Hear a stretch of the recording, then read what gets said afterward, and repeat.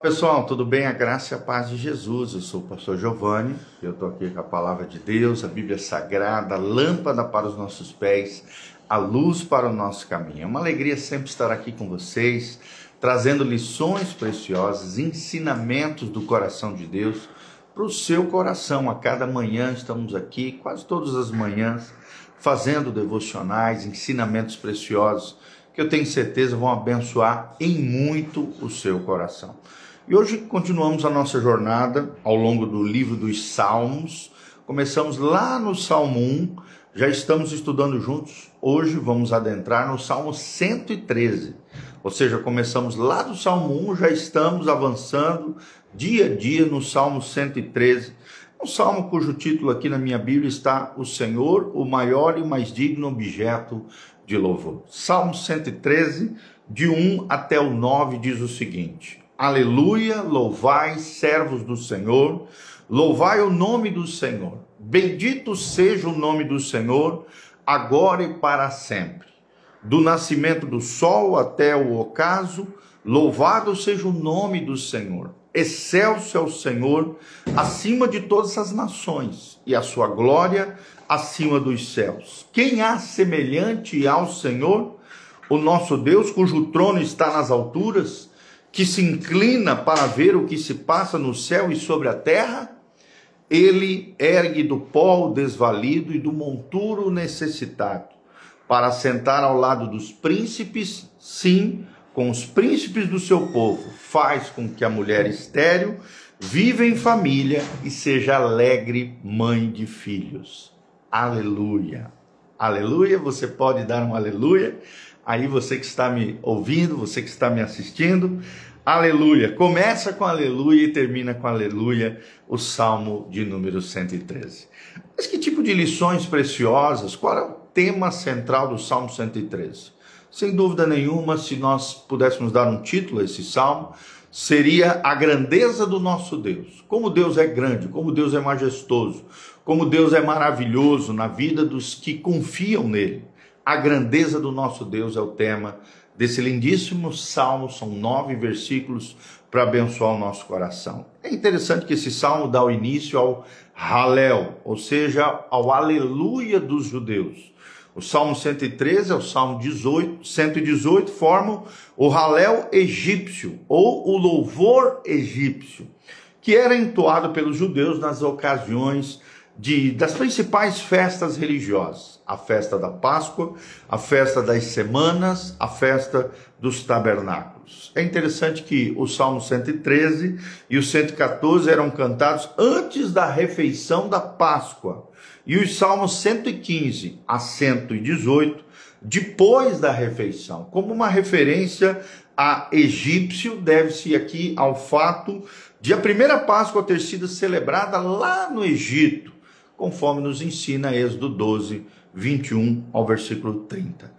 É interessante que o Salmo 114 fala diretamente do Êxodo, mas o tema de levantar os pisoteados, aqueles que estavam sofrendo, aparece no Salmo 113, a nota de louvor em conjunto no Salmo 115, as ações de graças pessoais no Salmo 116, a visão de mundo no Salmo 117 e a procissão festiva no Salmo de número 118. Isso faz com que essa série apropriada de aleluias, do povo de Deus, marca a salvação que começou no Egito e que se espalhará entre as nações. E nós sabemos que quem salva, as pessoas entre as nações é Jesus de Nazaré, o autor e consumador da nossa fé, o nosso Senhor e o nosso Salvador. Muito provavelmente esses salmos também compõem o hino cantado por Jesus e seus discípulos antes de saírem para o jardim do Getsêmani, lá em Mateus capítulo 26,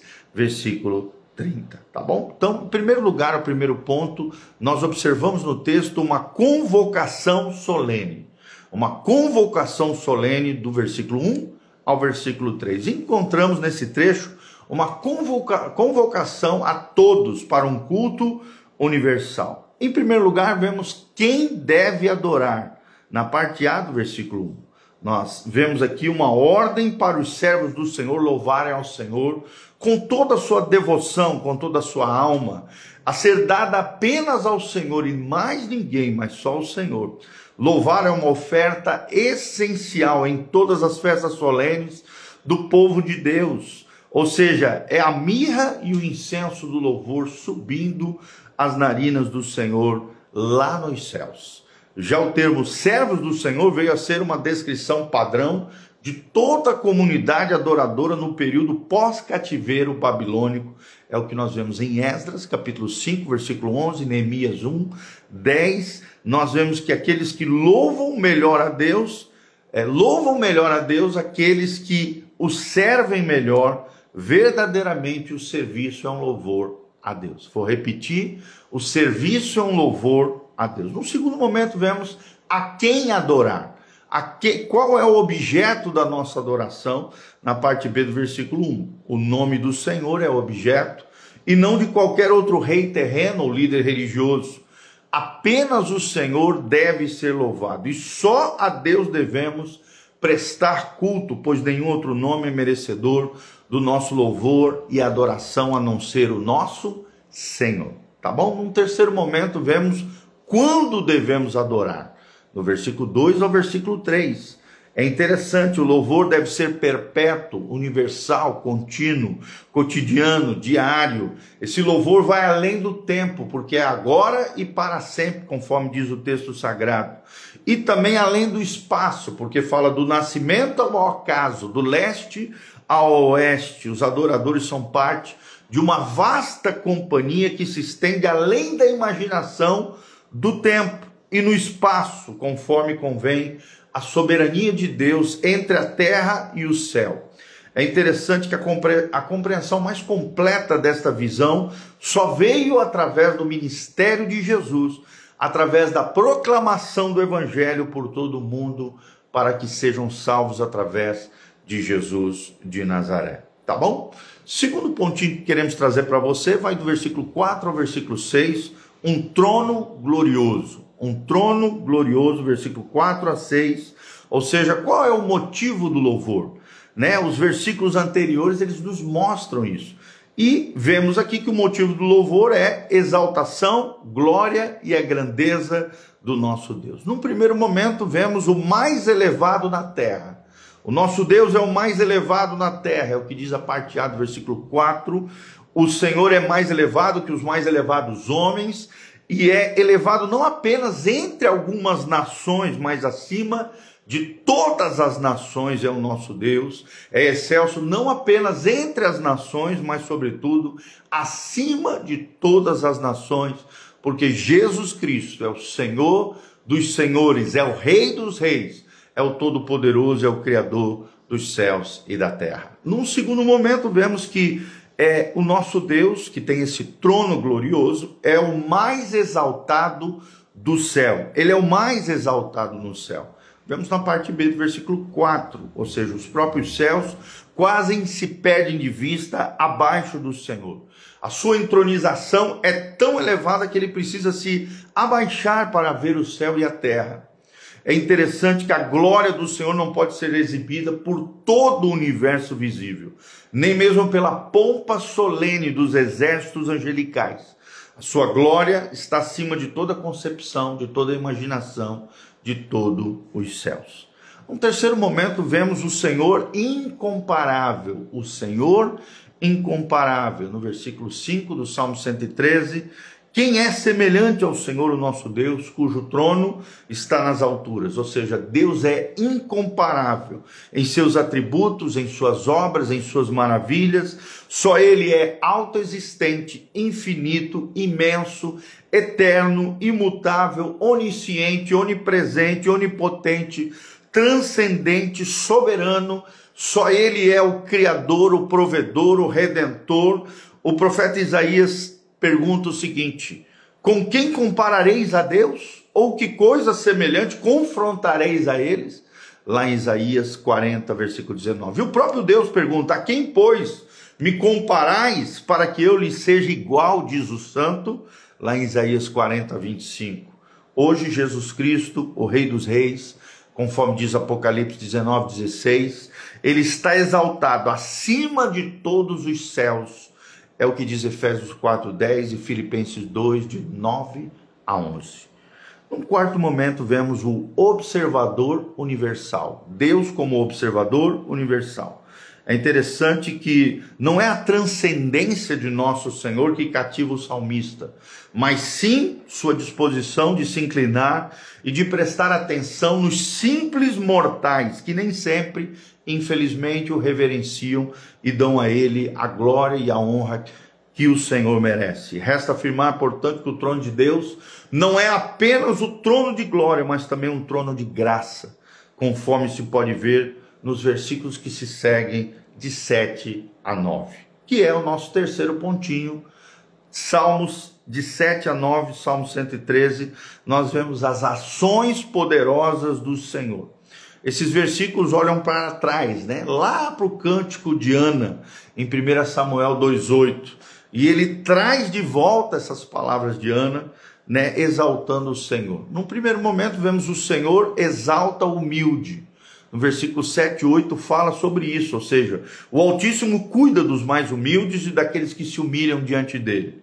O monturo era um monte de cinzas onde ficavam as párias da cidade, os pobres, indesejados e os doentes, é o que diz Jó 2 a 8.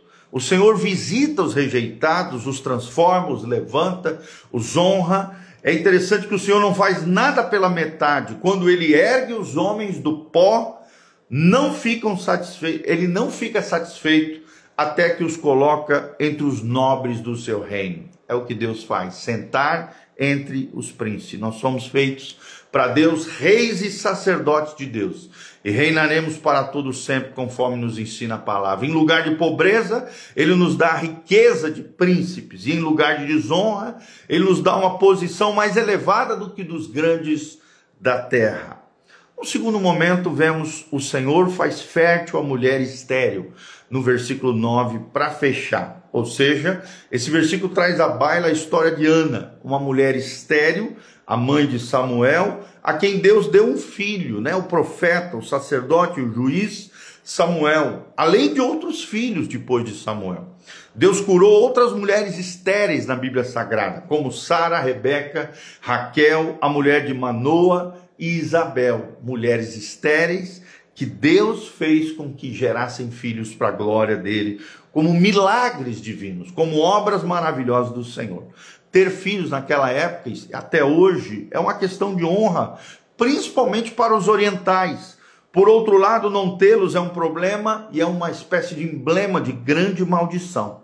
Sendo assim, transformar um útero estéril como um deserto num canteiro de vida, como um pomar frutuoso, era uma expressão eloquente das maravilhas de Deus, da bondade de Deus. Então, vemos que esse salmo também termina com um grande aleluia e provê uma conclusão adequada, com uma espécie de hino triunfal de louvor ao nosso Deus, o nosso majestoso e gracioso Senhor. A música conclui num tom principal. O salmo é um círculo terminando aonde começou. Começa com aleluia e termina com aleluia, porque aleluia significa louvado seja o nome do Senhor. Louvando ao Senhor desde a sua primeira sílaba até a última sílaba, desde a primeira palavra até a última palavra.